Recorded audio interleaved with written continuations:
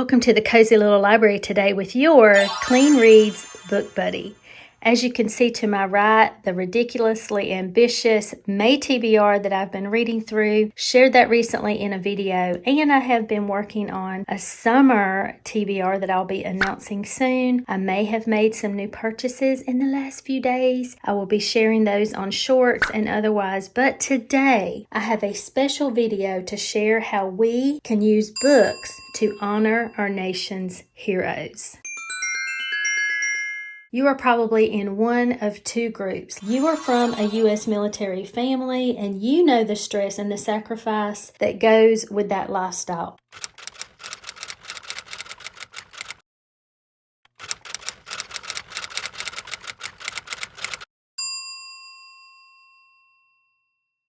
Or number two, you don't have any idea what that's like because no one in your actual home is part of the military, but you are grateful for their sacrifice, but you aren't sure how to do something about that gratitude.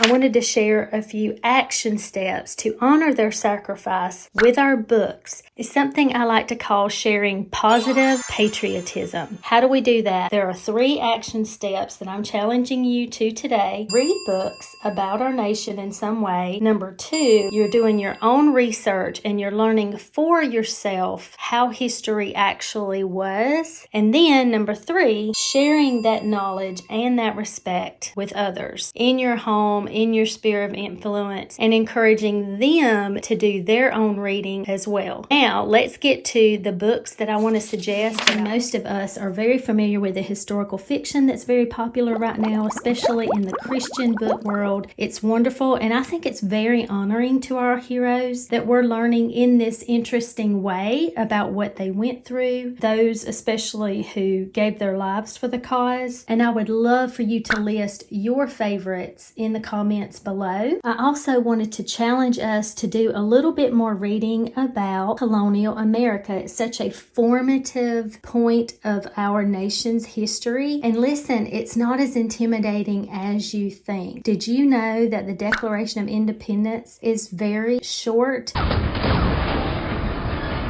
This is one little copy that I got for free somewhere from the Heritage Foundation.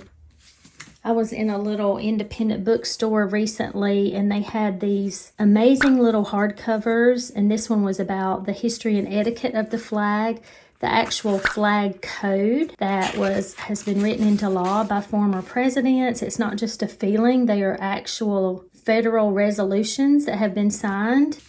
A book I talked about in my earliest of videos a few months ago when I started my channel is America's Forgotten Colonial History. But he has a way of explaining these really intricate historical details very concisely within a couple sentences, and it makes so much sense. You know, the Puritans, Christianity, the monarchy, which has always been a little bit confusing to me, and how the monarchy and all the different things Martin Luther affected us in the colonies. Highly recommend. You could put this on a coffee table, pick it up, read a few pages, put it down, go back to it later. This is not a history book. This is to remind me to tell you about Colonial Williamsburg's YouTube channel. It's a great resource of information, and you can learn about our early nation's history.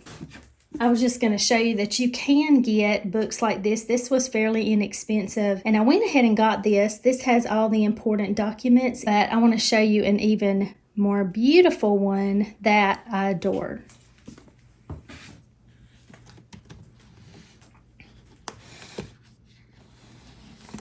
Beautiful books from the Barnes & Noble collectible series, but look at the back. It has just some of the founding fathers. But on the front, I hope it's picking this up, kind of etched in there, you know, you can feel the texture. It says "We the People." And then here you can see the signatures, and it's also textured. And wait for it. Isn't that beautiful? I just think it's the most beautiful book. It has gold, shimmery edges. So in this book, we have everything, okay? So I'm not challenging you to read this whole book. However, I wanted to show you, for instance, the Declaration of Independence on page 108. We have a little intro, and then it starts with, "We hold these truths to be self-evident," the part that we're most familiar with. So they have their little grievances with King George.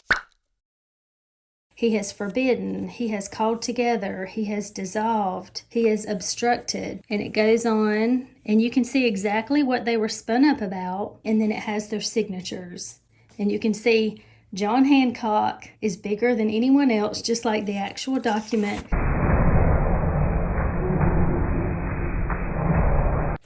And it has which state that they represented, because at this point the colonies, turned into states as the United States of America. And if you saw Taylor's recent video where she went to DC and she was saying how the actual Declaration of Independence, you can barely make out, or you can't really see anything. It's been many years since I've been there, but only John Hancock's name is showing up, and I think it's because he wrote it so big. So on the Declaration, it's huge. 3 feet away, the Declaration of Independence.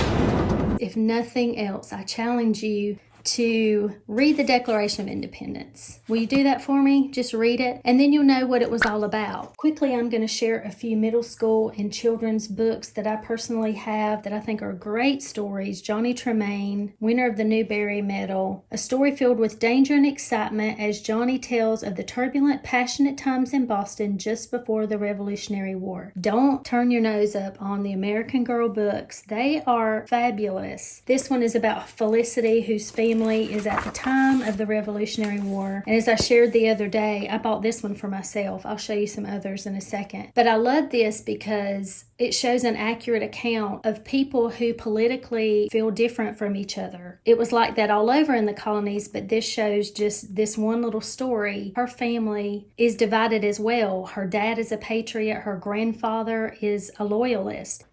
And as far as the rest of history, let's see. So Felicity is Revolutionary War. This is a little box set of our daughters, and it's got the little paperbacks in there. Lovely, lovely set. I started collecting these, and then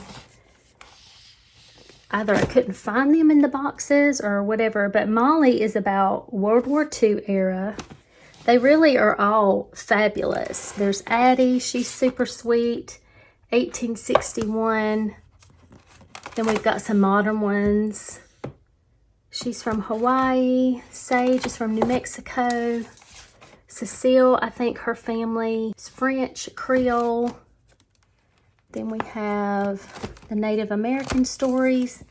They're all just wonderful. So they're all great, but Molly and Felicity have, the specific wars involved. There is apparently a Berenstain Bears book where it talks about Papa Bear being a veteran. Did you know that? I want that one. Don't Forget, God Bless Our Troops. This is written by Jill Biden about deployment and what that's like day to day. Also, H is for Honor. I want to own all of these. And if you're not aware of Liberty Kids, this is something that I am just obsessed with. We had the DVDs on Amazon Prime. They have it as episodes, and it's of that revolutionary time before, during, and after, and it's so interesting and fabulous. So I'm going to link that as well. I'm going to link everything that I can so that you can conveniently go to it. But I wanted to mention that Books A Million, they in the past have had something called Book for Troops. You could go online and be a part of sending books to troops, which is amazing. Our local Books A Million has a coffee for troops where you pay a certain amount when you go up to buy your books or over at the coffee shop, and they send a specific bag of coffee beans to them so that they have some good coffee, okay?